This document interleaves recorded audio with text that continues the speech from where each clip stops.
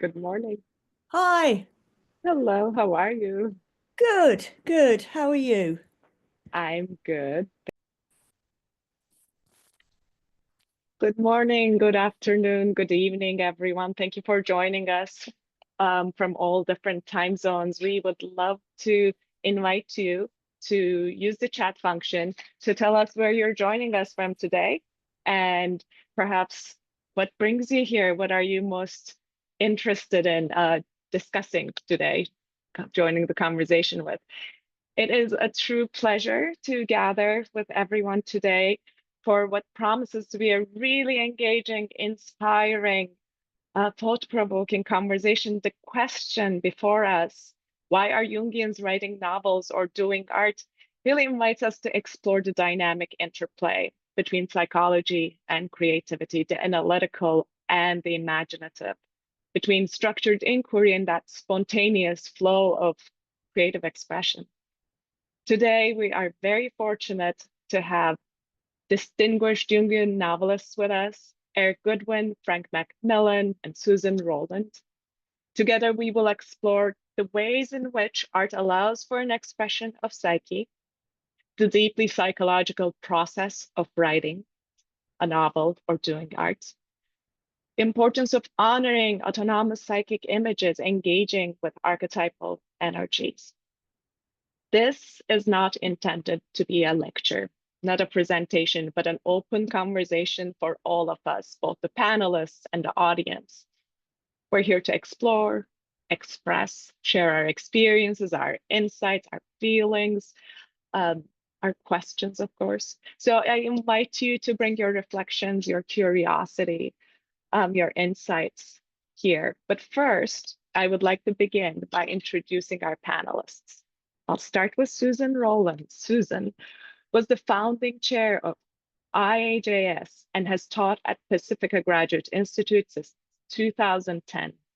She's author of books on Jung, gender, and the arts, including Jung, A Feminist Revision, which was published in 2002, and with Joel Weishaus, Jungian Arts-Based Research and the Nuclear Enchantment of New Mexico, which was published in 2021. Susan uses Jungian art practice to explore feminine heroism, trauma, and the climate emergency through writing the Mary One Walker series, The Sacred Well Murders, which was published in 2022, followed by The Alchemy Fire Murder in 2023, linking alchemy, America, and wildfires. Fascinating work. Murder on Family Grounds was published in 2024. The Swan Lake Murders was just published. Congratulations, Susan. Eric Goodwin is a psychiatrist who has listened to the dreams and fantasies of suffering people from in both military and civilian settings. He's a veteran and a scholar, published in anthropology, dream analysis, mythology, ritual, philosophy, and archetypal psychology. He has been invited to give lectures in Ireland, Switzerland, Italy, Germany, and all over the United States. His passion is the imagination in all its manifestations, which is why he's also an author of fantasy fiction.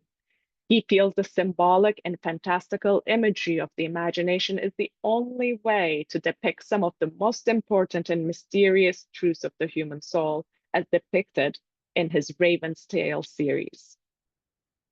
And then Frank Macmillan is an award-winning author, educator, and speaker.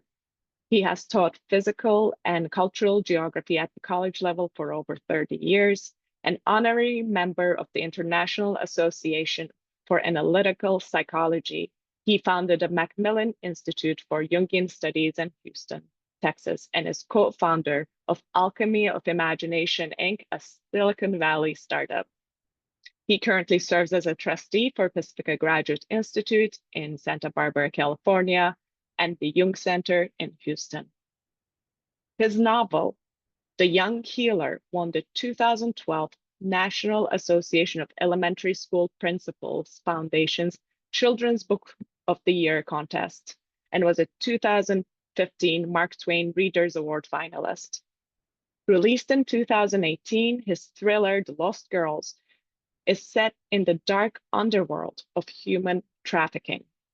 His nonfiction work, Finding Jung, is a rich and deep exploration of one man's personal encounter with the objective psyche. And it all began with a dream lion that came in the night. I really hope we'll be able to hear more on that later, Frank. So as I mentioned, this is an open forum. We invite questions, reflections. You can use the chat function again to ask your questions and be a part. But we also really highly encourage you to raise your hand and speak. We'll unmute you. But to start it all off, if I may, I'd love to offer this first question. What is Jungian about the process of writing for you? How does Jungian psychology influence your creative process? And if I may, Susan, I will start with you. Oh, thanks. Um, well, I think my entire career in the Jungian world has been a sort of attempt to bring together what Jungians, particularly clinical Jungians, but not exclusively, and the world of the arts. And there is a sort of gap there. Whereas Jungians seem to be seeing things in art that are missing important things, and artists are clearly not addressing what Jungians are doing. So what is Jungian about my process? Well, after spending decades looking at this gap, I discovered arts-based research, which is fairly new. It's something that has arisen in the universities, begun in the United States in the 1990s. It's also very old because it really goes back to alchemy. And there, Jungians have been involved in this, and Sean McNiff in particular has written about a kind of Jungian approach, but he's looking at art therapists. And it seemed to me that this was a really great answer to bringing the two worlds together, because Jungian arts-based research means using a Jungian framework, but using the full resources of what Jung described as the four functions: the thinking and judging, the feeling and valuing, the sensation, the body, and the intuition. And outside the Jungian world, people don't bring those aspects of the psyche or being together very much. And so Jungian arts-based research, you're writing a novel or you're painting a picture or whatever, you're doing it as research. It's not writing a novel having done some research. It's not writing a novel about something. It's writing a novel as a way of materializing the psyche as you are in something. You are in something. So there have been, I've made it, I wanted to continue or develop my looking at the marginalized feminine. And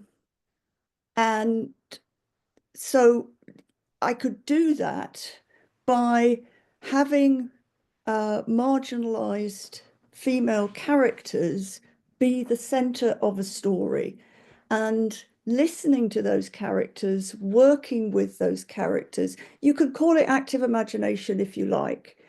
And those characters would lead the story. And that's what I do. I bring what I've learned from a Jungian approach, but I make the characters and the story they want to tell at the center of what I'm doing. Enough from me for now. Thank you, Susan. Eric, would you want to go next? There we go.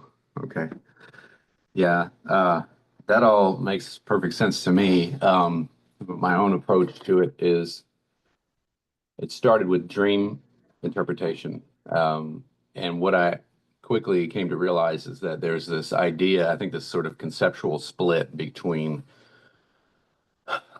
what people think of as like dreams, which are like over here, and then everything else is way over there. And that applies to the genre, especially that I like to write in, wherein people think of it as pure escapism. But if you look at it, you can see in really, I think, well-written fantasy that it's a symbolic expression in the same way that a dream is a symbolic expression of what's going on inside. One of the, I think, best examples of this would be A Wizard of Earthsea by Le Guin, where she has this journey of this wizard who's basically going through a coming of age maturation, what you would say, I think, as a ritual almost. It's not depicted as a ritual, but it has the structure of a ritual, going from a young, kind of untried youth to someone of wisdom and power as an adult. And they have to challenge the shadow, and they have to do all of these sort of classic things. Now, I don't know if Le Guin did this on purpose, but it follows a very typical encounter with the shadow that we see in therapy all the time, but in dream terms. So, because when we're dreaming, we're basically we're crafting pictorial representations of our emotional state. If you use the fantasy genre, I think you have the ability to depict it as accurately as the psyche would, because you're not fettered by physics or history or anything really. It's pure imagination. So I think there's an advantage that that genre has. It's also its disadvantage too, because people can get lost in ego fantasies and wish fulfillment and nonsense just as quickly. So what's Jungian about it is that when it's done, I think I would say done right, then you are able to depict very powerful and meaningful emotional transformations or journeys in the way that the psyche would in a dream. So alchemy definitely plays into this as well, because it's the same type of thing, only applied to the conscious development as the consciousness engages with the content from the unconscious. So that's my answer. Wonderful. Thank you, Eric. And Frank, would you go next, please? Yes, thank you. Yeah, I tend to think everything's Jungian, no matter what you do, meaning that the objective psyche is the ground of reality. So anything we're doing is contained in that and derivative or interactive with that.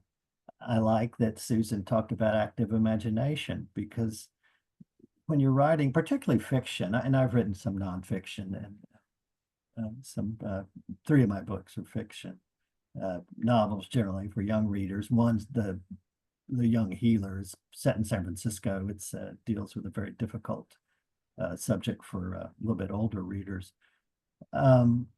But when you do that, you have that active, that conscious participation, and you have a plot, and you have some things you're thinking about that you'd like to say. But once you engage, I think you get into a dialogue with more the psyche that soon, and I've noticed with my writing that you really get this family of characters who become very, very real. They become not just images and not just chess pieces you sort of move around, but they have their own reality. They have their own personalities and behaviors that comes, I think, out of the unconscious. And one thing, when I finish a novel, which I haven't written, I've done more other work lately, but you really miss it's like a community of people. It's like a group of friends that you miss being with every day. Because when you're really writing, and in my experience, you're engaging, it's like you're never alone. You're working with this family. And like all families, some are nicer and better and better behaved than others. And speaking, Eric talked about the shadow. I mean, you engage with your own shadow and your own sometimes unrecognized aspects of your personality that are, of course, projected into the characters too. Sometimes you know that, sometimes not. But obviously, and there's some very good people in my stories, and there's some very difficult, very problematic, wicked people. And those are all probably part of the author's personality, seen and unseen. So it's a very active process. But as I say, I think, where we are now with space and time really are emergent. They're not definitive, that they come out of a unknown reality that Jung talked about when he did his work with Pauli, that everything's Jungian to me in that way. Beautiful. Thank you, Frank. And as we see, it's already the unknown is right here with us, right? Whether it is art-based research or the act of writing a novel, we are always welcoming and inviting the unknown into the process. I am the moderator. I have plenty of questions here for our participants and the audience. At the same time, I really, again, wholeheartedly encourage you to join in through the chat or raise your hand, and we will unmute you so you can take part in the conversation. Until that happens, I am going to continue with my questions.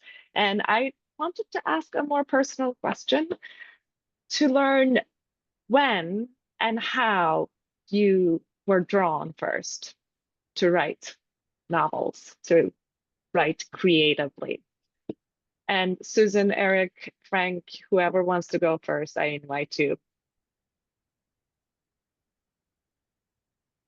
Well, I'll very briefly. I always liked writing, and I did certainly better in the English and literature and history and things than I did in mathematics, growing up in a very sort of traditional American school system.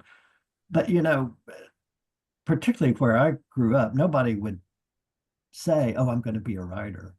It was a very practical world. I grew up in Texas, and people were engineers and in the oil business and doctors and lawyers, and saying you wanted to write as a career or as something you did a large part of your day was a little unusual. And so I tended toward the earth sciences, but then I guess I was, in my late 20s, I thought I'd like to do this because something in me was, I seemed to have a writer in me somewhere. And I had a very sort of one of my mentors said, you're a really, good writer. How nice was he being? Probably too nice, but I thought, well, maybe I'll try it. So I started kind of late. I was probably, like I say, I was probably close to 30, I would imagine. As a creative writer. I had published, school stuff and academic stuff, which is a completely different animal. That almost ruins you for any sort of creative work.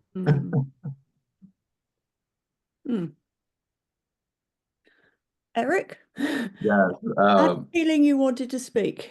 Yeah. Well, I agree with the nonfiction and the fiction is a tough thing to bounce your head back and forth between because it's an entirely different animal. I've published lots of nonfiction, but as far as like fiction goes, though, that was really my first type of writing that I got involved with, and I started when I was about 6, and I would fill up those black and white composition books, just fill them up with all kinds of wild, crazy stories. And I really kind of never stopped. Most of it was pretty incoherent, but I just kept going with it. And then it was really kind of in the 90s when I started to coalesce.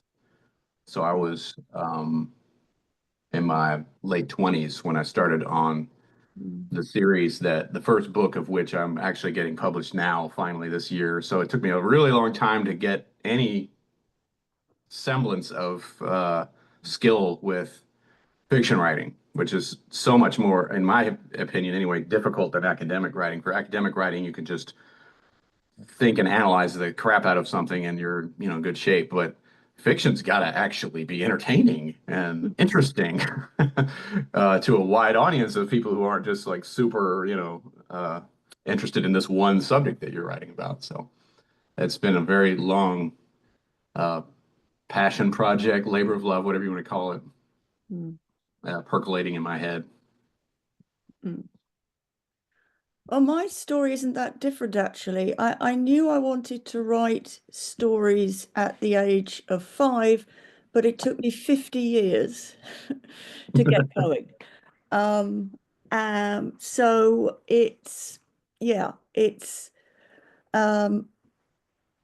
and I echo what Eric has just said. Fiction is really, really hard. It is a really tough learning process, because you write these things and it completely doesn't work. So I wrote a whole novel and it completely didn't work. And somebody said, well, can you fix it? And I thought, no, I cannot fix this. So you have to write another one. And eventually it gets better, but it's very hard in the beginning. I've been through probably 5 or 6 complete ground zero, total rewrites. I just scrap the entire thing and start all the way over to get to the finished product that I have now. And that's not counting the other revisions on top of that. Can we talk about that in terms of perhaps the therapeutic process, personal development or individuation, if you want to use that term? Is there in writing, the process of writing, do you see a form of therapy, a form of growth, development, an individuation process? Oh, I definitely do. Because as Frank was saying, these characters are born from the garden of the unconscious that you're carrying around with you all the time. And so when you're developing them in a very real sense, you're holding up to the light aspects of yourself and going, wonder what that's all about, right? If you do it consciously.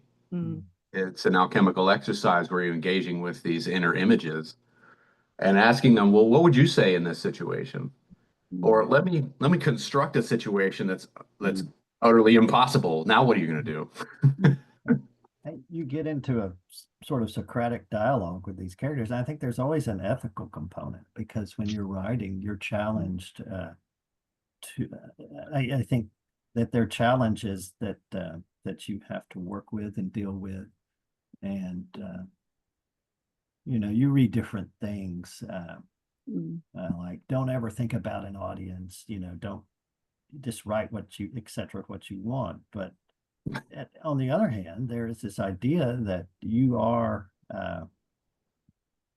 hopefully, instead of staying in the drawer, which some things do, that it will go out into the world, and then you have sort of an obligation to be honest, ethically and otherwise, hopefully creatively, with whoever reads it, if it's one person or if it's several or more. So it's there's a certain responsibility to live up to what comes out of the unconscious. You have to do your part. The unconscious will provide you with grist for the mill, I guess, and then you have an obligation to do the best that you can. Mm. You know, you don't have to. You see a lot of writing. Mm. And I said something a minute ago about academic writing. It's certain types of academic writing are deadly, but good journalism, good nonfiction is also fantastic and flows and can be very creative in its own right. I think I'm probably, you know, going What back to a storytelling? time in my life when I was writing very dull stuff. So it's, you know, you have to write a certain way. But I was learning too. It was my fault, probably not the field itself, because good academic writing, good science is very exciting, I think. Yeah, I want to push back a bit against the question, which was therapy. While actually agreeing with everything that Eric and Frank have said, when I arrived at Pacifica, I noticed that there was a lot of talk about art being healing. And it occurred to me that Jung never said that. He never said that art was healing. He did say that it could be individuating, both for the artist, but also more interestingly for the culture in which the art addresses. And I think one has to kind of be kind of careful about the whole therapeutic thing. Clearly, there is a very distinguished field of art therapy. And art therapy is wonderful. My sister is an art therapist. I'm fully behind it, but it's therapy. It might end up as a piece of art, but basically it's therapy. The ethical obligation is to the patient and to the well-being of the patient and the healing of the patient. An artist doesn't put well-being or therapy first. They put the art first, even if that means it drives them nuts in the process. And we can all think of examples of crazy artists, crazy writers, you know, writers who've done bad things in their private lives. So I don't think that doing art is an intrinsically healing process. I don't think it's an intrinsically therapeutic process. I think it can be an individuating process. The first novel that was published, my first novel that was published, The Sacred Well Murders, has a very interesting example here because, like, you know, I was writing in the mystery genre and I needed somebody I could bump off. And a lot of mysteries, there, you know, you bump off a dislikable character so that the reader doesn't get too upset. So I created a dislikable character, a 19-year-old spoiled American heiress. And, you know, she got killed. And then I was kind of writing away. And suddenly she came back. She spoke to me. She said, I'm not going. You know, I may be dead, but I am not going. I am not finished. You have to keep, you know, I'm in this story. And that was very surprising. I knew I had to respect it. We've already talked about having a relationship with characters where they become people, a family. Frank put it so well. And so this murdered character had a role to play in the story, and she does up until the end of that story. And I realized eventually that one of the reasons she was so powerful in coming back was that I didn't like her, and that was a problem. And that I had to address the fact that I'd created a character that I didn't like, that we had a relationship to work out. But I don't think that's the most important thing about the novel. The important thing about the novel was that she had a role to play in relationship to the other characters. particularly one who had not properly looked after her when she was alive. Susan, thank you so much for sharing that. I find it very moving. First of all, I appreciate your distinguish between the therapeutic and the individuation process. And that is a very important distinction. And then we are talking already about the responsibility we have, the ethical component, and the fact that you had a plan in mind to kill this person, but then you couldn't. I mean, they wouldn't let you. It's not you couldn't. It's this moment of, as a writer, you might think you are in control, but then there is this moment of aha, moment of awakening. Hey, this is this character is talking to me. I didn't do service. And you changed that. You worked with that. You stayed with that. You really listened. I think that is a very important point when we're talking about a Jungian approach, I would say, to creative writing or any art for that matter. Frank and Eric, if you would want to talk to that a little too, I invite you to how do you work very consciously in that sense with your characters? Where do you relinquish control? Where do you surrender? Where do you listen? And where do you step in for the more format and structure and all those components that go also with writing?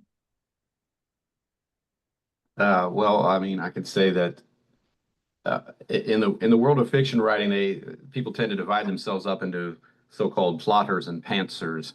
The plotters, having this big long structure laid out in front of them, and the pantsers just sort of flying by the seat of their pants, hence the name. I think that's a false dichotomy. And that's coming from somebody that would do 80 pages of backstory and structure and plot and outline and blah, blah, blah. But once I sit down and actually start writing the draft, all that can go out the window because it doesn't feel right. And so that, I think, is kind of speaking to what Susan is saying, where a character or an event or something or other just doesn't seem to work once you get down to the nitty-gritty of it. And if you're just going to plow through that and say, well, I got to stick to the outline, I think you just do a disservice to yourself, because the unconscious is trying to say something. So I think one of the advantages of bringing Jung into this is the habit you get into of going, hey, wait a minute, what's that all about? And I need to step back and think about that for a minute and figure out what is trying to emerge. And if I'm trying to ignore it or dismiss it, that might be to my detriment. But I also I like the distinction too between therapy and art, in the sense that, especially in the genre I like to write in, there's a whole lot of basically just power fantasies and ego inflation. And that's just the drawback. Every genre has its trade-offs. So ethically, I think it's important to depict a story that has some kind of a thematic element to it that is enriching or positive on some level. I guess that's a different subject, but not necessarily a theme that you beat the reader over the head with necessarily, but at least pose questions that are worth pondering through the narrative. But I think I'm getting off subject, but anyway. I think just in terms of the structure, etc., I usually have something I want to talk a little bit about. My 3 novels, or one deals with the kind of the lineage of the Holocaust and its effect in the present through this one family. Another novel was dealt with First Nations, Amerindian. I spent some time on reservations in Montana, Fort Belknap, and the old Rocky Boy was the other one. And a young Amerindian woman said, "Don't forget about us." And I thought, well, what can I do? So I'll write this story.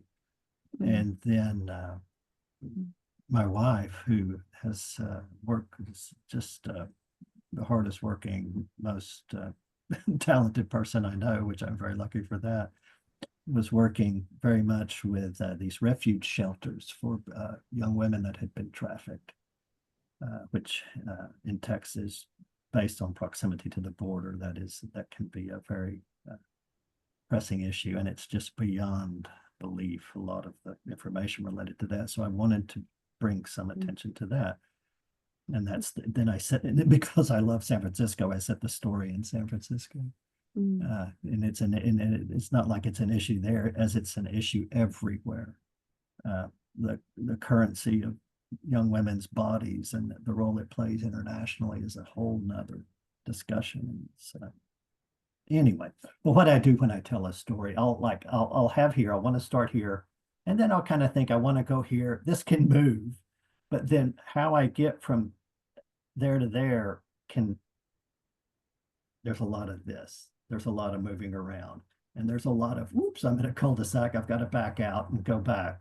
So like as Eric was mentioning, you sort of work with it, and then things, and of course, new ideas pop up all the time. Just any sort of writing advice, which I don't give any to people generally, other than because I used to buy Writer's Digest and all these things, and you want to learn to write. Some of it's good, some of it's just, they're just taking your money.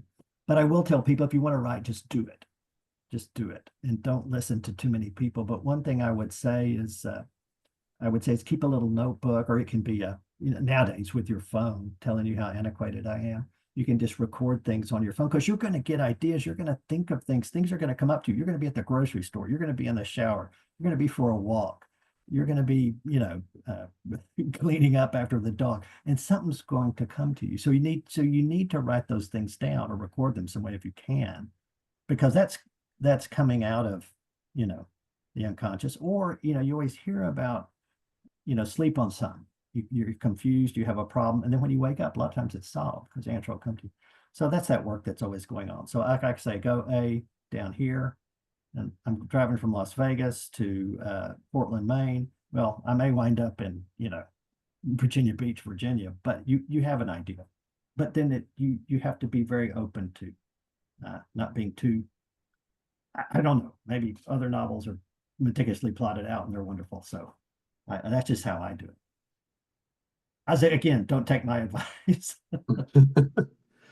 Well, it's funny that Stephen King says that that idea of writing things down that pop up into your mind, he said he advises against doing that because he says that if it's good enough, it'll stick with you. And I'm like, okay, that may work for you, Mr. Stephen King, who's published a billion books, but I'm going to write stuff down, just. Yeah, it doesn't hurt. And then sometimes you say, wow, this really doesn't work, but at least you have it. You have it, yeah. Yeah. And what's Jungian about it, I think, is that you look for the pattern. And it seems to me that this happens a lot in actual Jungian analysis, that your stuff comes up and you're looking for the patterns. But when you're writing a novel, stuff comes up, and ultimately there will be, you hope, a pattern, and that pattern then becomes the kind of core or the structure or the shaping energy of the book. But it may be a very different pattern from the one you started with. That's a great analogy, I think. I think it's kind of like Pontilius. And when you're up close to it, you're putting all these dots, and then you back up and you start, something emerges. Yeah. It was there the whole time and you didn't realize it.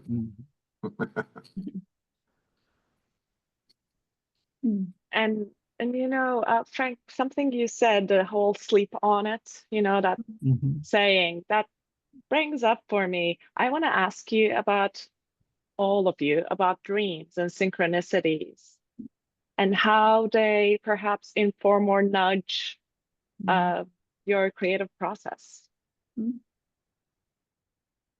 I feel like I've been talking too much. I'll just say, I think synchronicities happen all the time. The more meaningful, bigger ones we notice. But I think physics and psyche emerge out of this common substrate outside of space-time. And so we tend to separate mental from the material, but it's always in interaction, I think. So I think synchronicity are very important. And as I say, there'll be some big ones, and then there'll just be, little things like, anyway, I think most people probably have an idea of what synchronicities are, in so much as we know much about them. And I think dreams are very important in terms of inspiration and providing material and feeling and mood and urging you to maybe look at something in a way you hadn't prior to. But I'll let, please, you guys. Paper, rock, scissors. Yeah. Yeah. I've never really understood that. But go ahead, Eric. Well, I started my journey into Jungian psychology by looking at dreams when I was a resident in psychiatry, and I was interested in learning more about it. And if you do any reading in it, you run into Jung really fast. As far as like how has that influenced the writing, I agree with the statement that synchronicities happen all the time. Of course, they don't do you any good if you're not paying any attention to them. Which is the lesson I learned from Jung, who has several stories in his writings about that kind of thing. If you stop and take notice and then ask yourself, what might this be about, then you can benefit from it. Some of the imagery in my novel comes directly from dreams I've had. Let he or she who is sufficiently clever enough figure out what, because I'm not telling. But it was just things that hit me so hard. I thought, this has got to go in here. And it's a fantasy story, so I can put it in there and say it's magic and nobody can argue with me. But it had a profound impact on me. Even if I don't always know exactly what it's really about, I can feel it. And so I want that in there. So that's kind of how I use that. But also just understanding the archetypes and how from all of the academic stuff I've read about in terms of dreams and the neuroscience and all that jazz, I can, I think, craft magical and imaginative imagery to generate the feeling that I'm trying to develop in the story. So from multiple angles, I think dreams are important in the writing process, especially in fantasy, but in all kinds. Because really everything is a fantasy. Unless it's not, if it's nonfiction, there's still a fantastical element to that too, because the imagination is in everything. But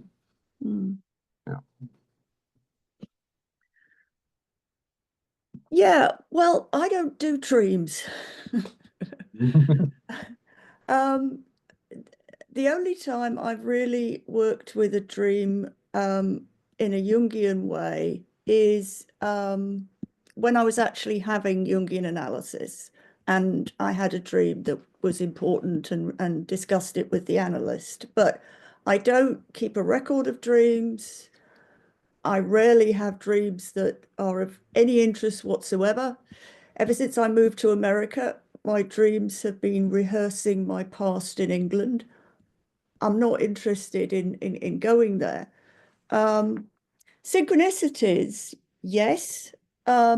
If they happen, they're definitely going to kind of go into, if they happen in terms of novel writing, they're definitely important and need to be respected. But actually, I regard novel writing, Jungian novel writing, as a form of divination, because you find out stuff that you didn't already know. And it can be stuff about yourself, but it's much more interesting if it's stuff about the world. So fairly early on, I mean, I knew I wanted to be an anti-racist writer, so that would be part of the stories. So I thought, okay, I'll invent this racist organization that is trying to distort alchemy and make it, make it a racist source. And so I invented this kind of fascist white supremacist organization that was taking medieval motifs in alchemy and reproducing them in a terrible and racist way. And they were part of the bad guys in the novel. Then I discover that actually it's happening. It was happening in 2018 when I was working on this. So that's not a happy divination, but I had no idea. It was clearly a sense of what was going on under the surface. I wouldn't call that a synchronicity. I was writing my most recent novel, which isn't yet published, Swan Lake Murders, is deals with climate change a bit more overtly, and I was writing about terrible storms and hurricanes. At the time, the terrible storm and hurricane was happening in North Carolina, and my publisher Chiron is in North Carolina, and so that kind of felt very, very real. And I have no interest whatsoever in AI. I haven't used it. I don't want to use it. Definitely not going to go anywhere near AI. And then suddenly AI becomes a big part of the story. So there is an AI character at the end of the Swan Lake Murders. So, it's stuff. I find out things that I didn't already know about what's going on in the world today. And also, you could think of that more cosmically as well. That genres and the arts, they are stuffed with materialized archetypes.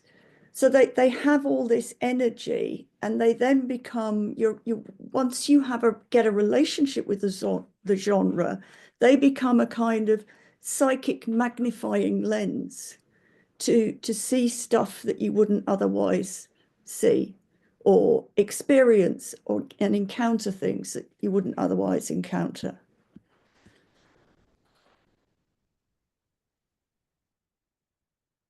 Susan, I loved what you just said, the psychic magnifying glass. And also there is these themes are emerging. I'm dying to ask all of you about the social, political, cosmic aspects, but I'm going to put a pin in there for now. So bear with me, because I noticed Robert Mitchell just sent a question through the chat, and I want to make sure all our attendees are able to ask their questions. The question is, how do you see your novel as a part of your individuation process? Well, I mentioned earlier kind of an ethical component, and then whether it's a scene of violence or something else, I tend to think, okay, what does that say about me? What does this mean? How do I react to that? So I think it's a great question, because I think you do. I think writing a novel, particularly artistic work, particularly, and I'm sure probably many other things, but are very much individuation fuel. If you bring your consciousness to bear on it, or some awareness, and think about it, and what does this mean? Where does this come from?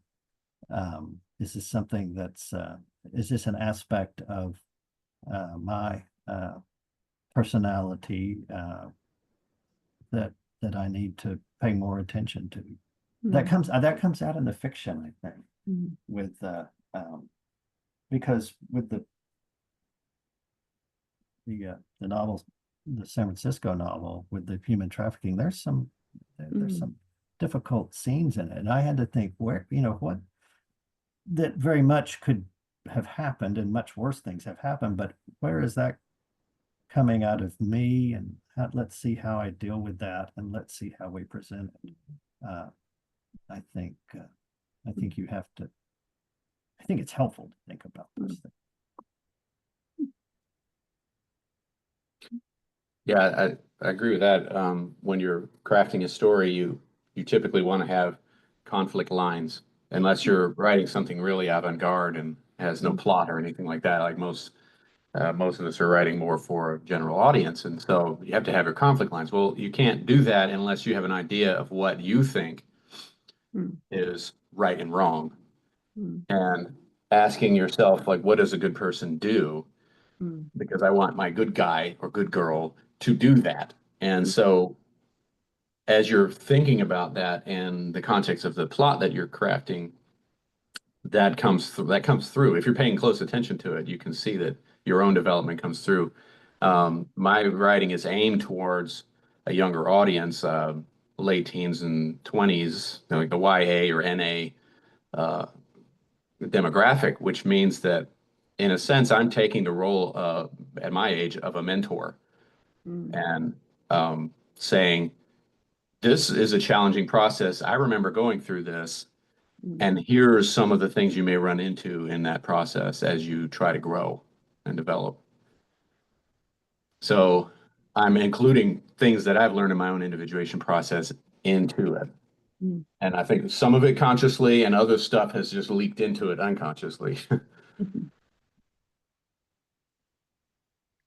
Well, I'm always trying to stop individuating because it's way too painful. And unfortunately, novel writing isn't very helpful if you're trying to stop individuating. So it kind of happens, and you have to allow it to happen. But that's my answer. Yeah. Thank you. And Eric already referred to this, but I want to tag on to this question, if I may, and about the readership.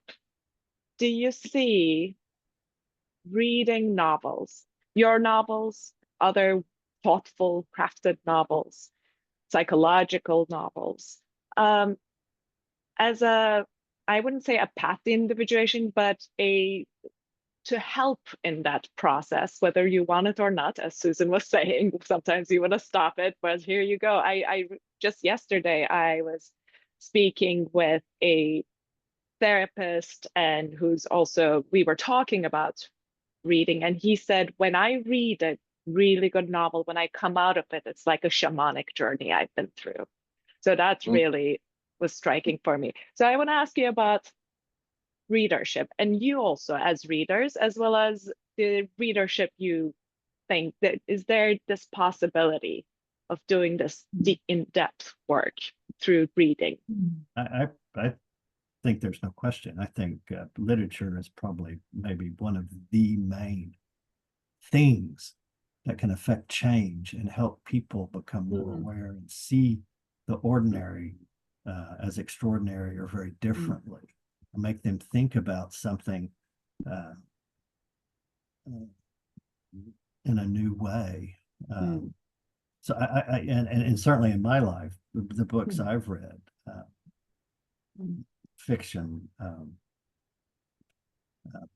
has had a very profound effect and were very important to me. And particularly at, I think sometimes more so at certain times of your life. I think when you're young, what you read in college, what you read as an adolescent.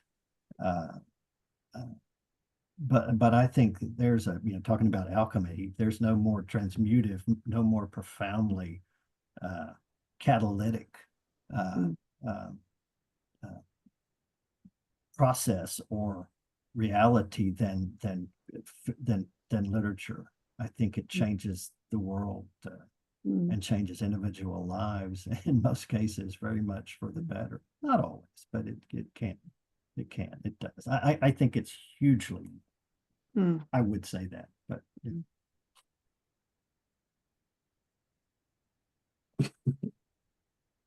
I agree with that.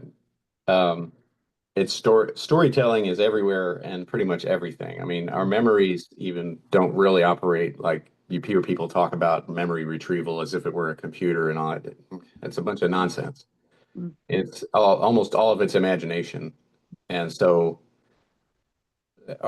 and dreams are the same way. They're constantly telling stories about your life in symbols and images, but it's still storytelling. And so the story is the main way in which we organize ourselves and our lives. So stories, we know this from like recent election results, that stories can move mountains. They can change elections. They can, even if they're lies, you know, it doesn't matter. They're still that powerful. So I couldn't agree more with that statement of how literature and story, they're like nuclear weapons. Like they're that powerful. We have to be really careful with them. Great. I'd like to build on that because, these days we're all thinking a lot about technology. And, speaking of recent elections, the impact of computer technology, the internet, social media, huge, huge impacts on our world, and some of it quite dark. So, and I'm actually teaching a course on this, a Jungian course on this. So I said to myself, well, has this happened before to humanity? And of course, it has happened before. There was another time, we all know of another time in which a technology was unleashed on Western society with no preparation, and the result was 100 years of war and huge persecutions, particularly persecutions of witches, particularly persecutions of women. What was this technology? It was the printed book. So I want to kind of separate. Eric's story is everywhere and we've always had it. That's absolutely right. We haven't always had printed books. And when we got printed books, there were two bestsellers. One was Luther's Bible, which unleashed the Reformation that led to war and death and hatred for a century. And the other was Malleus Maleficarum, which that one book led to the persecution of witches. So devastating, devastating, devastating. But we don't think about printing as this awful, devastating social change, because something eventually happened to ensoul the book. And what happened was novels. Novels were invented in the aftermath of the printing press, which enabled novels to be produced and sold and exchanged. And the novel of the 18th century ensouled the book, so that books no longer just unleashed havoc. And what we have to do now is ensoul the internet.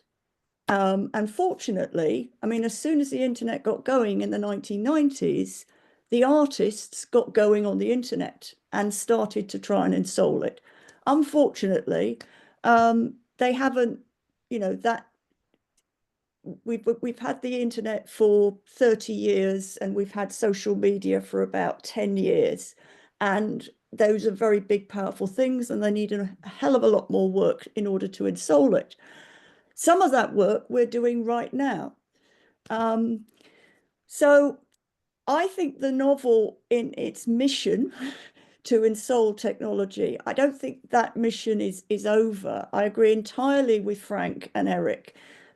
One of the things that people are just starting to recognize is that novel reading gives people the ability to deal with complexity.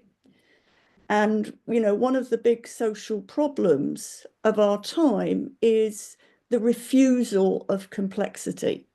Whereas novels are great individuating tools for getting people to understand complexity and learn to deal with complexity and learn to think with complexity. You know, novels are really models of seeing the world, and they help us see it in a way that isn't too crazy and partisan. Yeah, I started my recent novel with a character who's based on a largely hated recent British Prime Minister. And rather to my horror, the character ended up individuating. So whereas he was a figure of fun and annoyance at the very beginning, at the end you kind of feel sorry for him, and you know, his situation has changed. So, Susan, would you say then that the answer to the Malleus Maleficarum was Don Quixote in terms of novels? I would say Being such an it's early novel. well, yes, but I would say it was also the best answer is Clarissa. Samuel Richardson's Clarissa, which to me I think is the greatest novel ever written. It's in 12 volumes, so Wow. not a lot of people have read it, but if you read it, you are a different person at the end of it. It really does change you. And I read it because a tutor at university said to me that it was the greatest example of a battle between a man and a woman. And it is, because it's all about a man trying to get power over a woman through sex, and the woman resisting his attempt to it's not so much about the physical act as it's about he wants power over her and she wants to retain her integrity, her sovereignty. And it's a really, really great novel.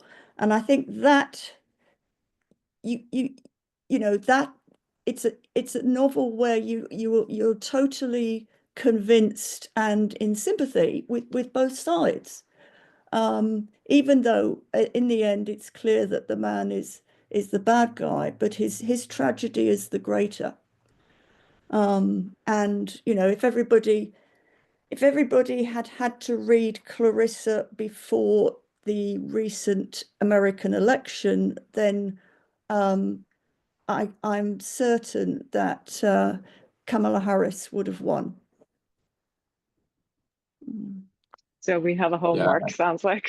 Yeah, I've not read that, but I totally agree with that. The complexity is the most important element. I mean, there's nothing that is able to encapsulate complexity in as digestible a form as a story, as a well-written story.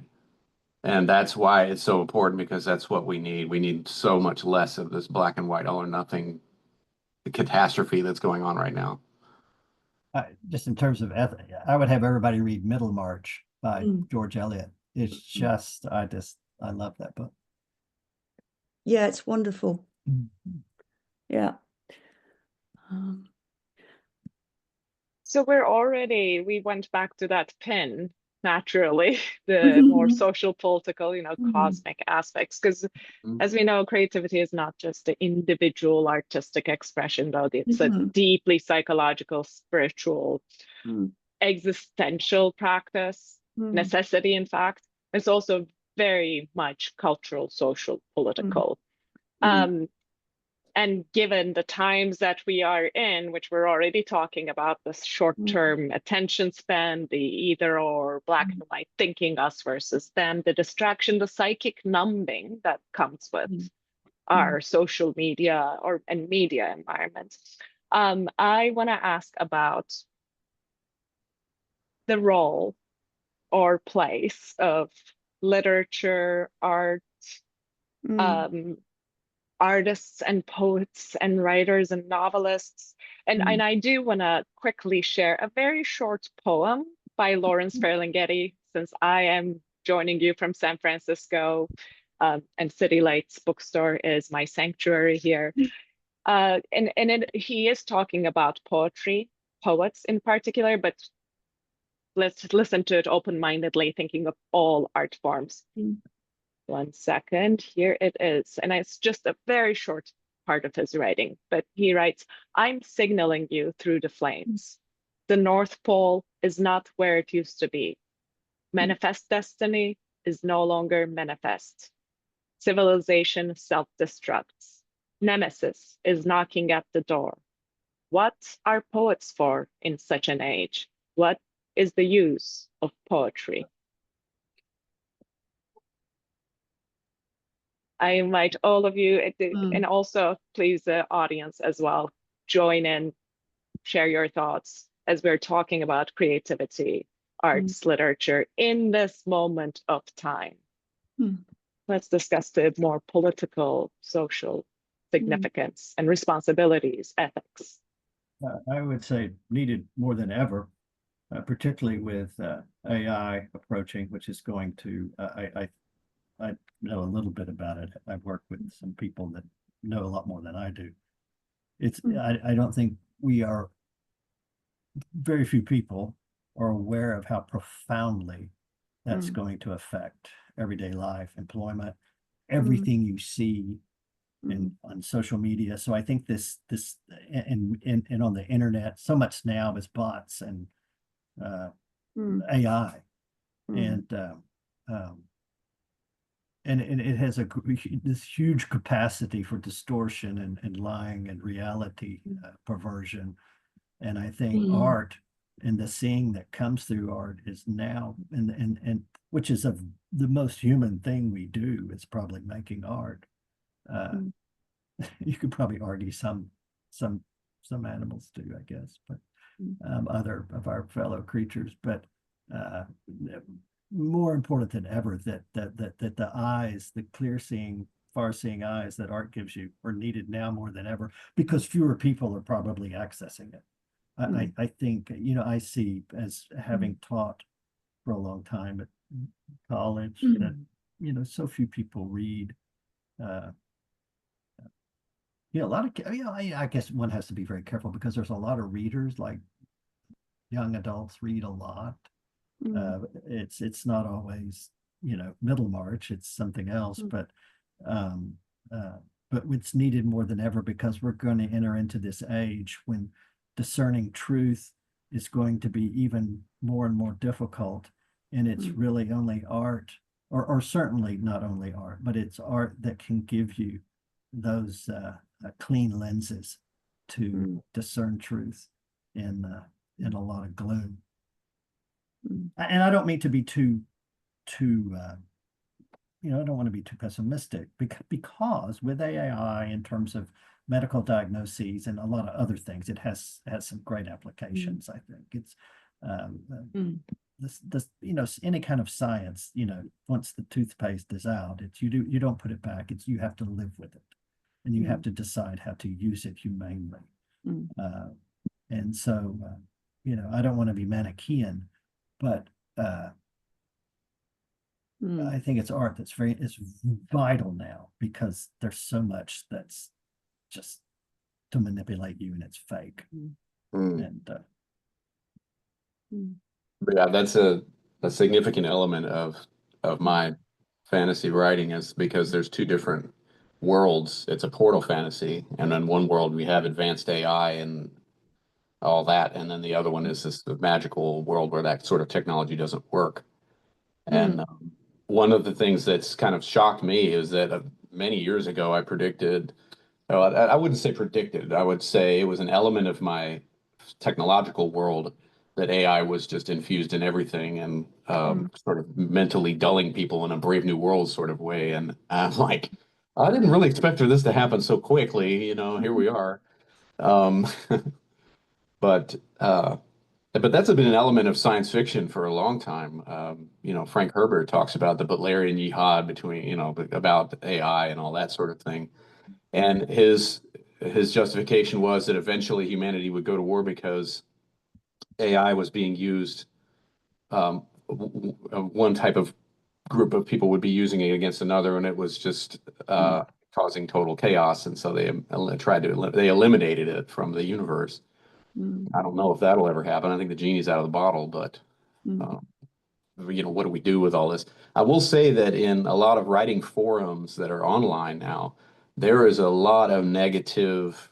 Like if you even hint that you use AI, or if you use AI to create a cover for your book or something, you get a lot of pushback on that from the forums, is saying, stop that. I will never touch that stuff. I'll never buy anything of yours. That kind of thing. It's just rage against AI is already there.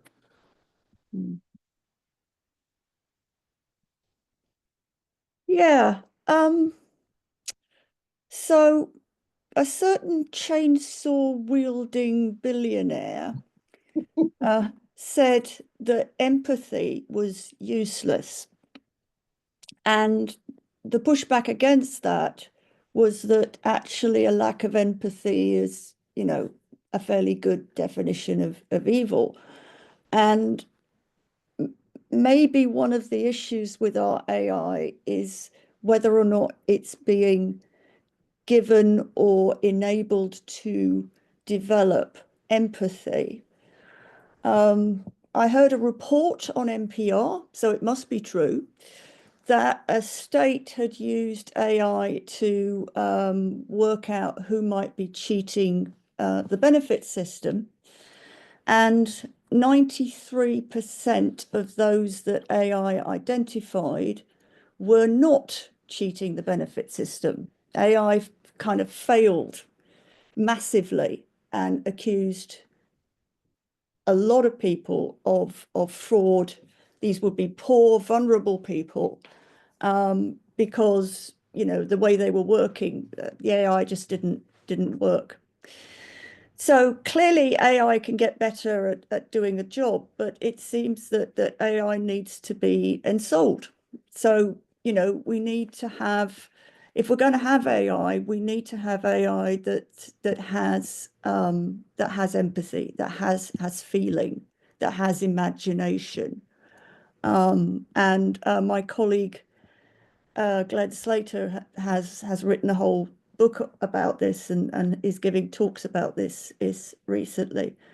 And we're back really in terms of whether we can believe in alchemy or not, because if we can believe in alchemy, then we must have hope that there is a spirit in matter, that there is, even in the world of computers and the internet and social media, the possibility of a spirit, which means that there is a possibility of individuation and a possibility that AI could develop empathy, even if it's not actually given it. But it is scary at the moment when we think about who is producing this AI and this model of the desirable, which is only about computation, as opposed to imagination.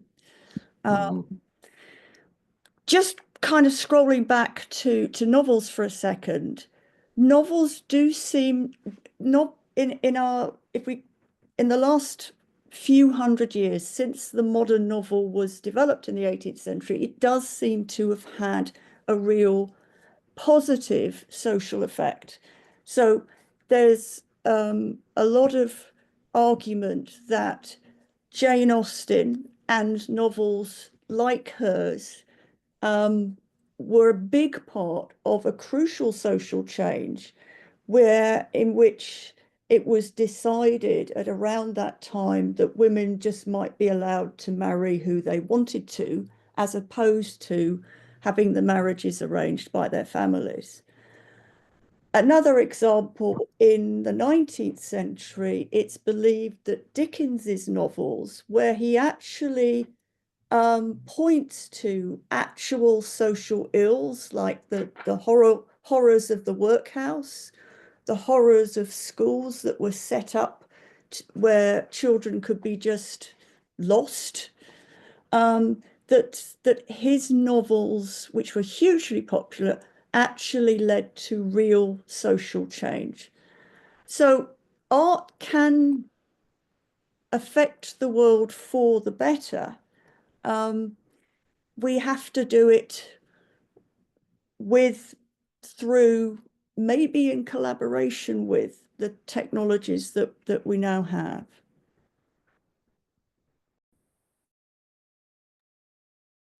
Thank you all. This is a very, very thought-provoking conversation that we're in. Really appreciate it. I'm taking notes feverishly. And in the meantime, we have a new question from Dora Dargis. Right, ancient Greeks thought that while making art, our divine part is active. Jung said, modern science has disinfected heaven so they cannot find God. Do you think there is something similar in poetry nowadays? Did we lose our divine character?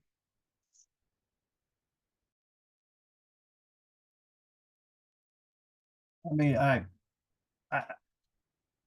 we can become distracted and not pay attention, but you can't lose the divine character because of the objective psyche, the ontological psyche. It's real and it's always going to be there. It's always going to come through. It's how we pay attention to it, how we frame it, how we react. But that's you know, that is a Jungian, I think, approach. I tell people, you know, you're never alone. You're never alone. There's always something that's in you or comes through you that's concerned about you as an individual. That is, I firmly believe that comes through in dreams, and it's not you, and it's not part of your personal unconscious. Moderns are very good Freudians. We get the personal unconscious. We get that. You know, you saw your parents dancing the tango, so you're no longer able to ride a bicycle or something. We get these effects of things that happen. But most moderns are not very good Jungians, even some Jungians I know, because a Jungian, the reality of the psyche is to me is the objective psyche that's trans-temporal, trans-spatial, and there is some intelligence beyond your own intelligence there. That's bedrock. That's everything. We can do a bad job reacting to it, and we can neglect it, and we can etc., but it's not going anywhere. It's omnipresent and has been since before time and space. I think that's just me. As I say, I'm not an analyst. I'm an interested amateur, but that's my feeling. I think that's terrific, and that's the optimism, and it's a wonderful expression of the optimism that is inherent in Jung. You know, he's an incredible optimist, and he's also this, you know, there is a deep structure of comedy in Jung, which is about, you know, not letting utter defeat be the end of the story. You get up and you try again. What you just said, Frank, reminds me of when I was teaching Jung to undergraduates in London who were doing a literature degree, and they knew no psychology whatsoever, nothing. And, you know, the question is why? And I said, what? And these students were, all of them, the first in their families to go to university, and they all had really tough backgrounds. And I said to them, Jung says, it doesn't matter whatever shit you're in, you know, whatever shit you've come from, there is something in you that can get you out of it. You just have to find it. And that meant a great deal to them, and that really was why I was doing that kind of teaching when I didn't have to at all. However, the other side of what Frank said is that the culture doesn't see it that way, and I think Jung and depth psychology arose because Western modernity became characterized by splitting. And of course, Jung was concerned with the split between the conscious and the unconscious. But if you have that kind of split, everything else splits and knowledge splits. So the arts become something separate. They are no longer part of religion. they are no longer part of, you know, being a whole and happy person. They are no longer part of even being a citizen. So if we look at art in different societies, like indigenous societies, we see that art and the sacred are one and the same. They are how you do the sacred, or how you repair things when the sacred has been violated. Whereas we split things off so much that art becomes regarded culturally as, you know, a leisure activity or a nice thing to do if you've got the time and the money. It's not an important thing in people's education because it's thought to be useless. So it's not that poetry has lost its way, that it's because really it's more the case that it's been, the culture is desperately trying to stop its potency. Yeah, I would add to that that the biggest plague I think that we have is reductionism. Like everything is nothing but A, B, and C. And Jung complains about this endlessly in his works, I think, appropriately. Because ultimately the idea of individuation is the approach towards wholeness. And the splitting that Susan is talking about is just all over the place. I certainly see it in a lot of my scientific writing where everyone is just in their own tiny little silo and they can't think outside the box. And I'm constantly bringing all of these things together to say, look, there's this unifying framework here. And, you know, I think I've succeeded on some degree with it, but it's a lot of work. It's a lot of work. But it's important work. Yeah. I Necessary. think, we were referring here to, I think all three of us alluded to materialism, which is the great myth of, has been the great myth for a long time. I mean, where we are, where science is this morning is most people still, and all of us, and I would include myself, day to day, you operate in this sort of 17th, 18th, 19th century model of reality of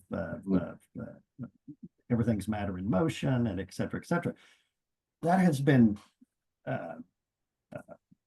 disproven by evidence since the early 1900s with the debut of quantum physics, and certainly since 1982 with the Alain Aspect entanglement experiments.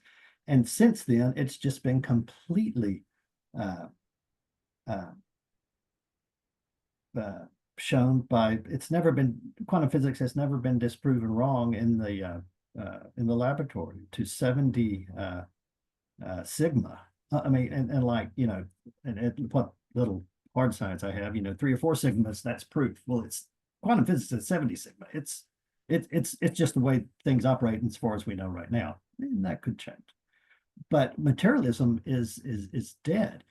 And as I like to say, it's not even dead as a complete explanation of reality, because for something to be dead, it had to be alive at one point. Materialism was never a complete explanation of reality. It was just a myth.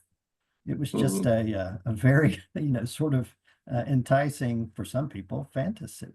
But we live in this transtemporal, transspatial universe, and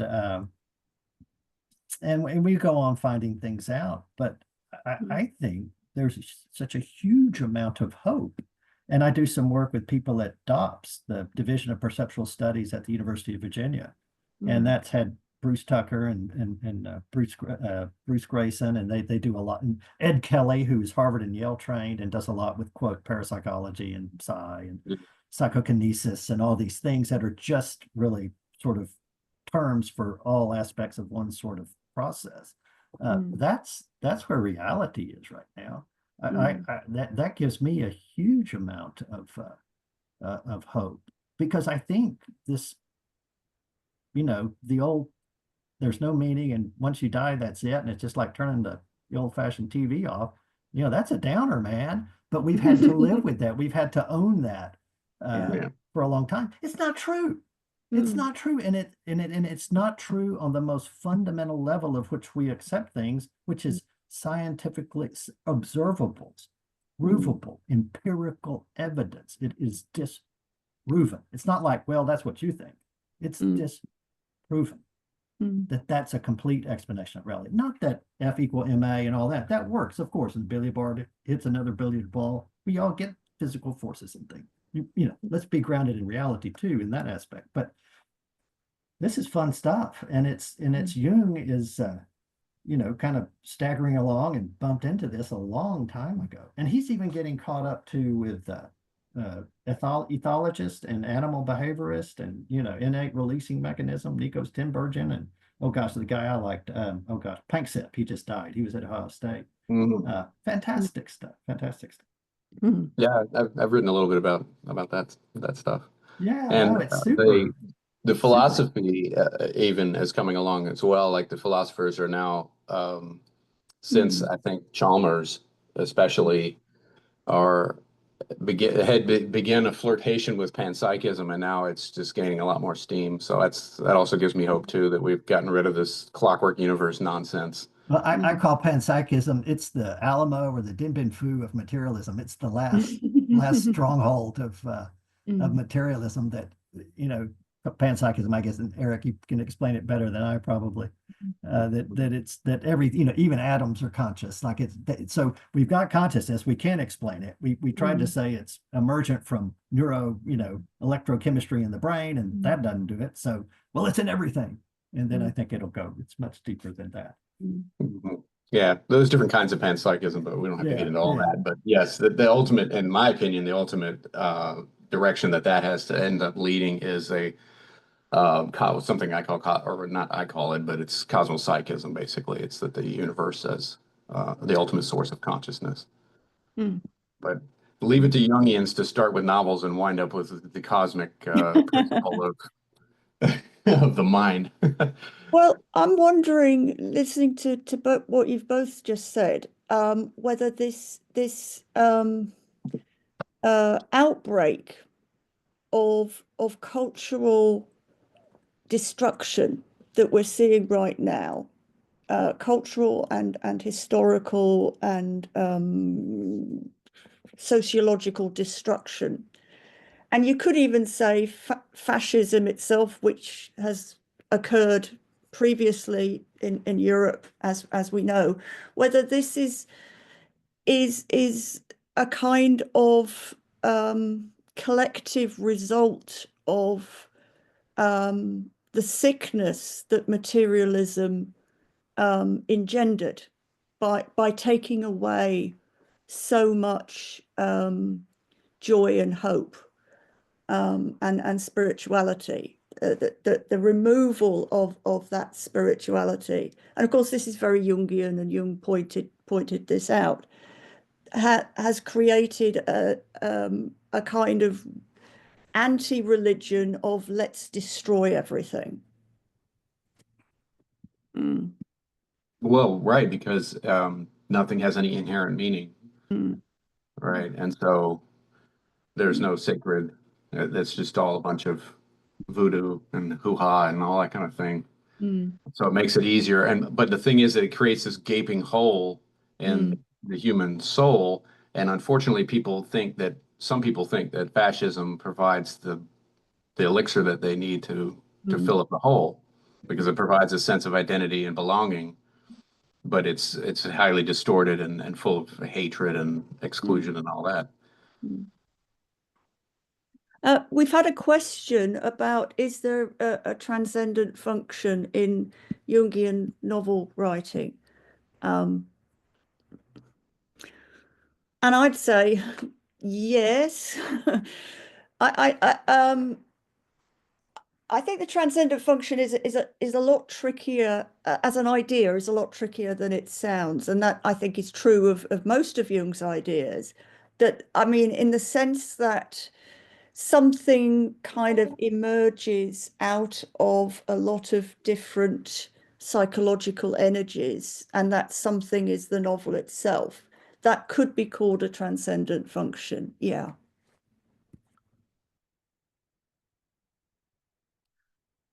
Well, I would definitely agree with that too.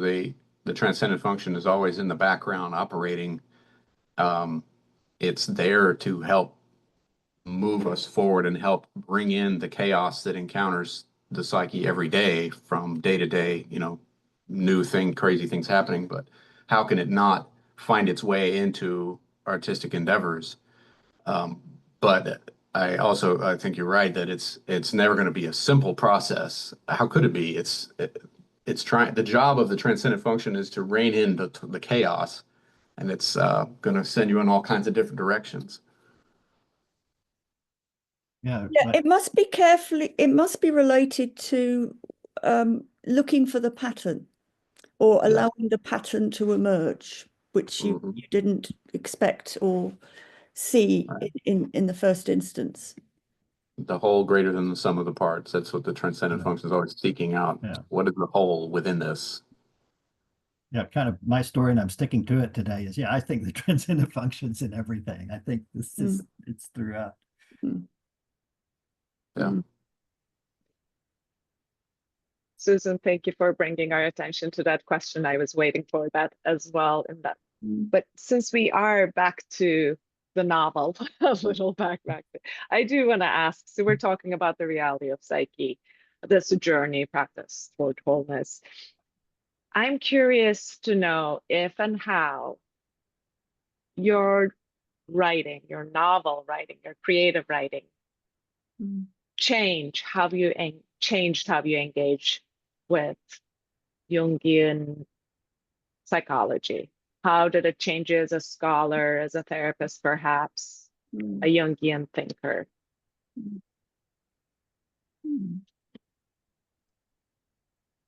That's a tough one. But I think you should answer first, Eric, because you're the clinician amongst the three of us. Mm. Mm. Well, it's I guess the thing that I've observed clinically over and over and over again is the fact that the psyche is always trying to construct a story of me through dreams and through active imagination. If you do that sort of thing, or it can emerge in psychedelic use, etc. And I think in the course of novel writing, what you're doing is consciously or unconsciously carrying that through into a wider picture of the world. Even in a genre like fantasy, where you are deliberately incorporating imagination, unbound imagination, to help you tell the story you're trying to tell. So I guess I'm not sure. I know they've talked that those two processes definitely interact with each other, the act of writing and creative, storytelling. And therapy, just asking, kind of myself, what is their story that they're trying to tell ultimately, about themselves? The identity construction is often a big part of therapy. Who am I? Because there's so much of that going on in the Western world, especially. Um, that involves crafting a story of themselves. And sometimes it's very imaginative. And in my work with war veterans, um, both active and duty and otherwise, many times their themes would be engaging with the idea of the warrior and how much do I live up to that ideal, and how much is that ideal impossible to live up to as well. If I have woundedness within me, then do I fall short of that ideal, or do I use the ideal to inspire me to move forward? And the dichotomy there. So I don't know if I answered the question, but there you go. Yeah, I think that's a great answer. I have been saying for years that Jung is actually a novelist. And nobody has really taken this seriously at all, but I do mean it seriously. I mean, I've said, and it's been in things I've published, that Jung is a non-fiction novelist, because in Jung's own writings, you can see that performative energy. You can see his writing process is about discovering stuff through the writing. And that becomes particularly vigorous and vivid when he's writing about alchemy, because he stuffs in all these long alchemy quotes. And, you know, clearly the alchemy quotes are contributing something to his writing, but they are quotes, so you've got the sense of the other coming through in his writing. So I think that's what I would say. I mean, also I'm kind of writing from the point of view of the feminine, and I've been very critical over the years of Jung not writing from the point of view of the feminine. So over to Frank.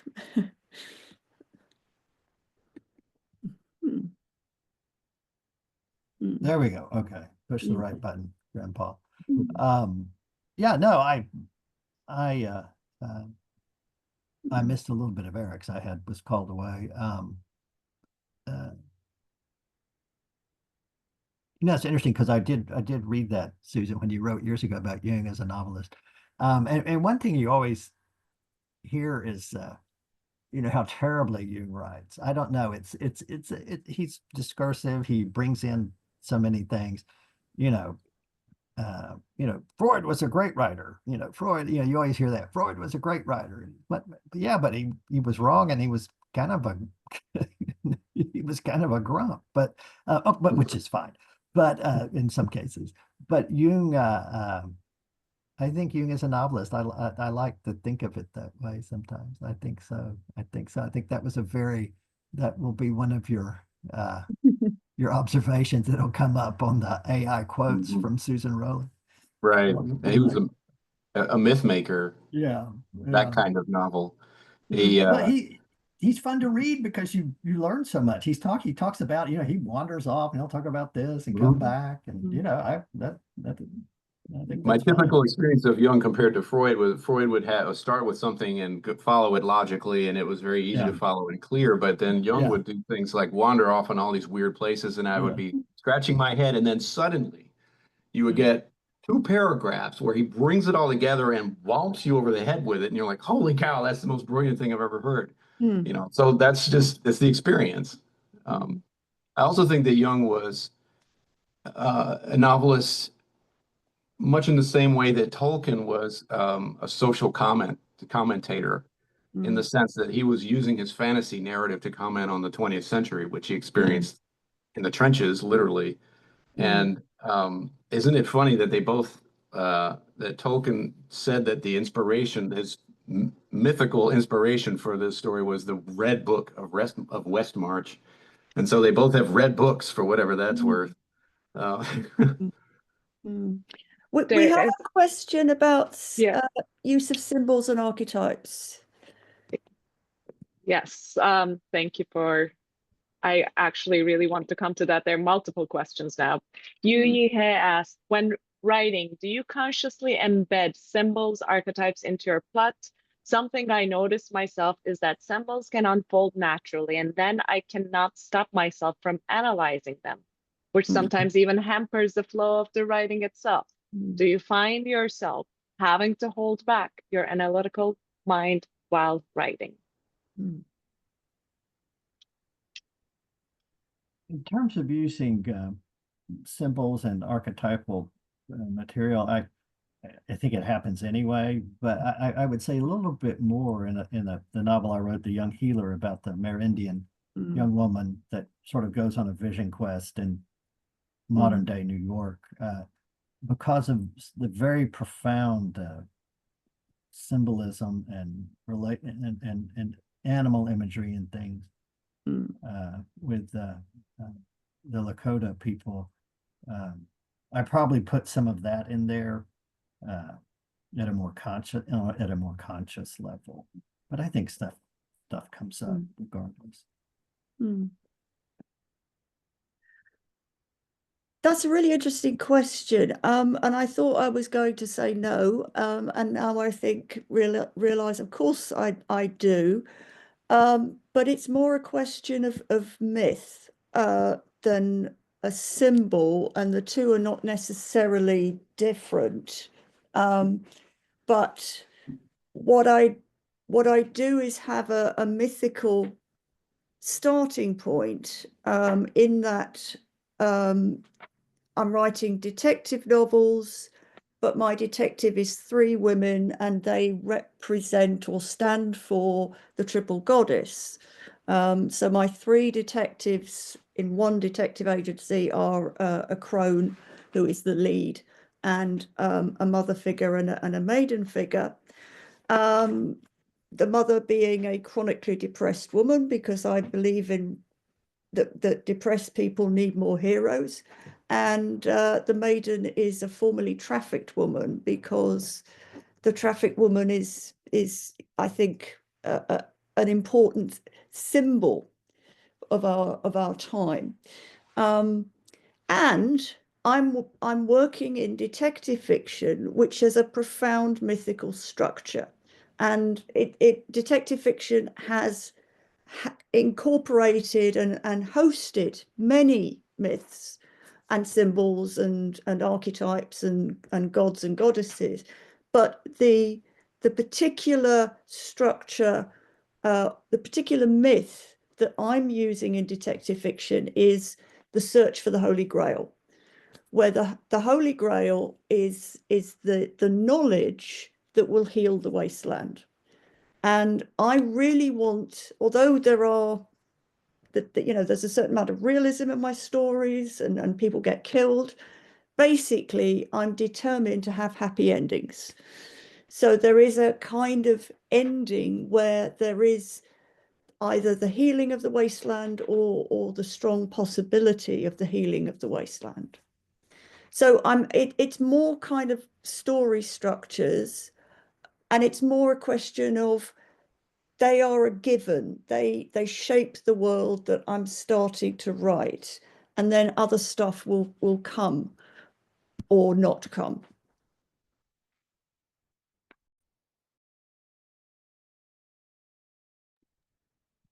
Okay, so definitely yes, but there's a danger when you're using archetypes to sort of plug and play. If you think this very sort of simplistic ideas of, well, this is the anima and this is the wise old man and the trickster and all that sort of thing, to not let it grow organically the way it's supposed to or normally does in the process of myth making. So it's more that I kind of try to do, plant the seed or the crystal, as Jung would say, maybe, and let it grow around that. And then use also a lot of what I call innate mappings, if you read any of my academic work, where these are just sort of natural sorts of associations that we tend to make in our everyday and our mythical symbol construction, things like darkness being associated with the unknown and the unconscious, and fire representing passion and all that sort of stuff. And bringing those forward, then I sort of let it naturally coalesce the way it wants to. If that makes sense.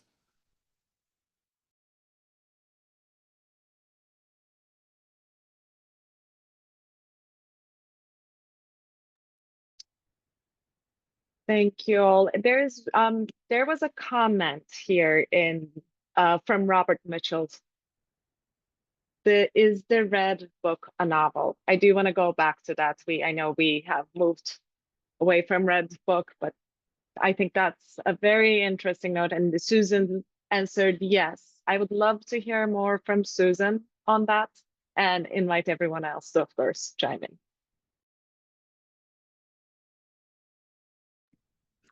Well, I'd be very interested to hear Eric's view of that, because it strikes me that the Red Book is a fantasy novel, and that it clearly it's a somewhat experimental fantasy novel, and as has been pointed out, it has a lot in common with modernist literature and modernist art. Modernism being a kind of pan arts movement of the period in which the Red Book was written and painted. Yeah. Well, I would say that the short answer to that question is definitely. And then maybe slightly longer answer would be that what I see him doing with that is taking not only his inner experiences, but also his cultural observations and blending them together into a whole, which is the Red Book, as not a step-by-step wise sort of historical analysis of this is what I think is where we are now, and this is how we got there. That's not what he's interested in. He's asking himself, how is this depicted in the mythical imagination, which blends the unconscious imagery with the conscious observations into a tight, coherent whole. And when you do that, you wind up with myth, as we've seen through countless ages and countless cultures. That's the function of myth, is to bring it all together into a coherent statement of meaning. Hi, Rowan. Yeah, I think it's, you know, it's of its era. It's modernist. It's James Joyce and T.S. Eliot, with things going on in poetry and the novel. And I think it's a piece of that. And I see Robert says, yeah, is it not a novelization of Jung's process? I would say very definitely his individuation process. But it's also of its time, and I think I think what was going on, and he had his dreams that he depicts in the Red Book prior to the First War. I think that was probably the First World War was the most profound event in Western civilization. And I think we're still not over it. I think it was such a shock to that Victorian world. You know, Lady Diana Cooper said, every man I danced with up through that time period, she was a debutante society person, part of the war, except for my husband, is dead. What it did to, when you go to England, it's the First War that's still, you know, the finest hour and all that, of course, but the biggest, most profound effect is still the First War. And I remember we were out picnicking, and this is, I need to be very brief. And we were out at somewhere near Oxford. We were just out in the woods with some friend of ours. And it was Sir so-and-so Evans, Georgia, I can't remember his full name, Evans, that was the discoverer of Knossos. But he had paid for with his own money this memorial to the boys from that village. And it was, 20 or 30 of them that were killed. It's that loss and that turmoil in the unconscious, I think, that you see in Joyce and Eliot and Jung. The First War is horrific. Yeah, I agree with that completely. I mean, I think that's one of the reasons why the Lord of the Rings and Tolkien's work is so still relevant and still powerful, because it is, and Tolkien even said this, that it was about death. Yeah. And dealing with it, and the loss of the elves and all that are just mythical expressions of that loss of a sense of wonder and magic in the world, like the natural world, disenchantment, all that sort of thing, being replaced with industrial machines and Saruman and orcs and all that sort of stuff. So and we're still making movies about it, and we're still all this kind of stuff. It's still alive. Yeah. Listening to you talk, it reminds me that that was a real difference between the American experience of both world wars and the European experience. That England and other countries had the loss of a generation, and that had a very profound effect. But when it came to the Second World War, the populations, the civilian populations of Europe also experienced the war in the way that America didn't. It didn't have bombing every night, and it didn't have occupation in terms of other countries. And that actually kind of explains perhaps some of the sense of America and Europe parting right now, in the sense that's a difference that we didn't have in common. But it's a very interesting thought. A lesson that was learned in one place and maybe not learned in another place. Yeah. Well, just a sense that the archetypes were being manifest slightly differently, and yet what came out of the Second World War was this really strong alliance, the creation of the United Nations in America, the creation of NATO, and now we're in a place where that seems to be fracturing. I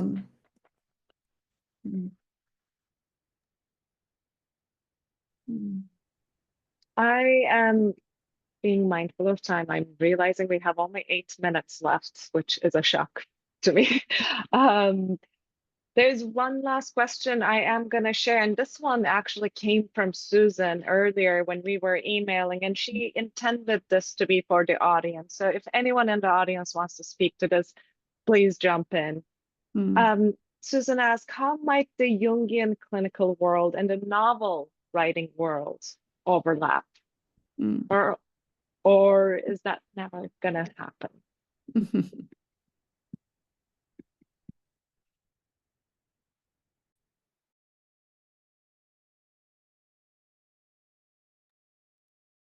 Frank and Eric, you can also jump in. Please do so. Yeah, I know I'm not a clinician, so I yield to Eric on that. But I would think, well, maybe you could use in analysis, it's face-to-face generally, as opposed to the old-fashioned couch Freudian thing. And it's a dialogue in many ways, or at least a very active listening. Maybe take a novel, and I'm just, this is just talking, but take a novel and then work through that with the patient, or see the analysand's reaction to it. And maybe that might be something you could do, because you would be getting their unconscious bouncing off the unconscious in the imagery in the novel, and that would, that may provide some useful information to go further. Well, in clinical work, I don't necessarily, if a novel emerges as one, say, I tend to bounce off of what they bring to me. If they say that there's some particular book that speaks to them, many times it's not so much a book, or maybe it's more of a TV show or a movie. And then I immediately start with the assumption that there's a reason why that's resonating with them, but they typically don't know why that is. And there's usually a really good reason for it. Oftentimes, say, I might encounter a patient who endures sexual abuse, say, and they may be drawn to historical novels where the main character is run through the ringer, but then they manage to overcome it and come out at the end in a positive place. And so the function then of those kinds of stories, however formulaic they may be, is to provide much, much needed hope for that person, and can even be resilience building. And so I don't dismiss it as just, fluff or mere entertainment, whatever that's supposed to mean, because it's never just that. There's always some emotional bounce back and forth between the consumer of the media and the product,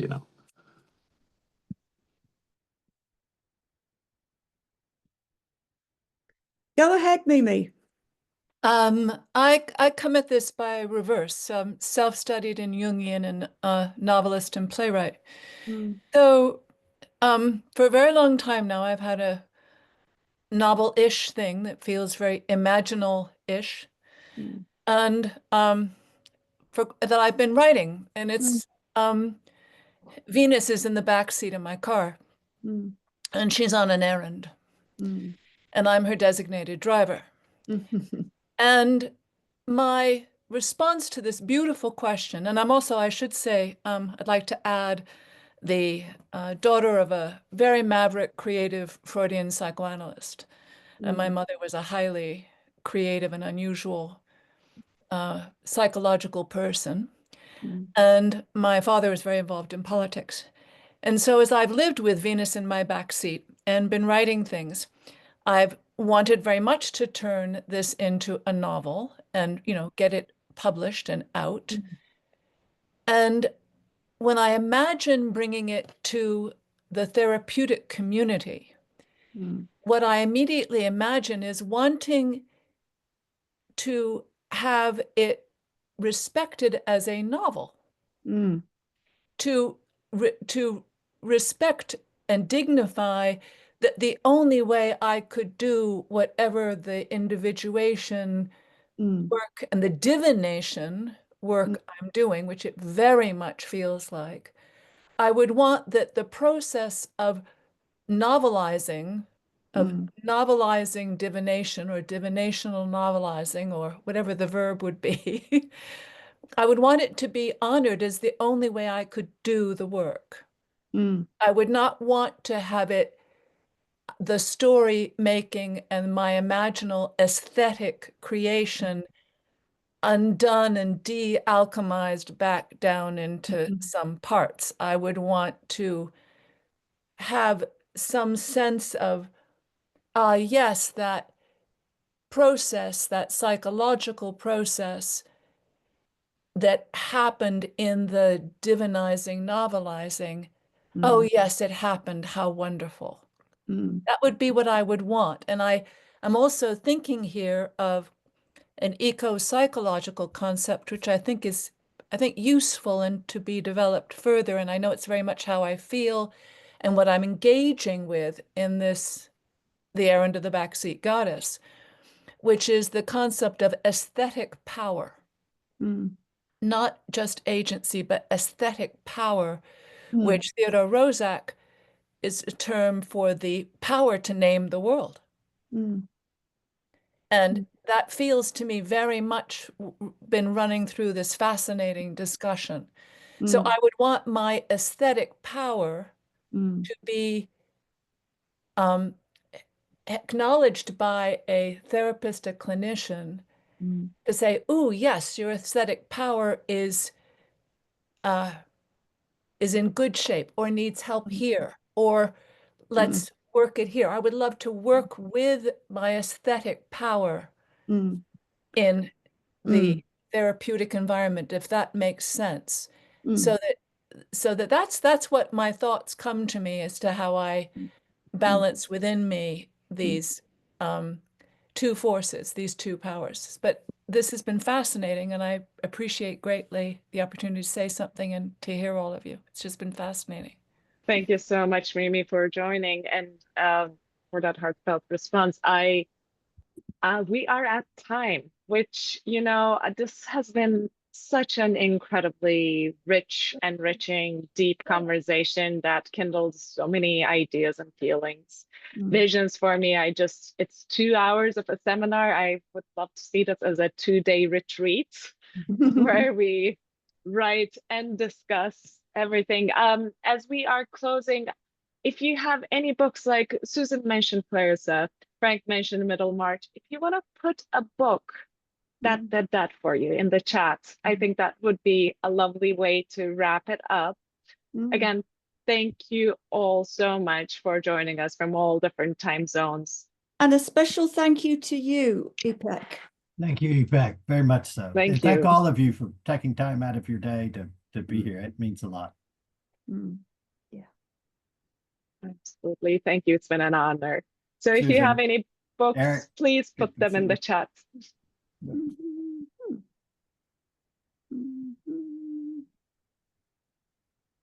Thank you all.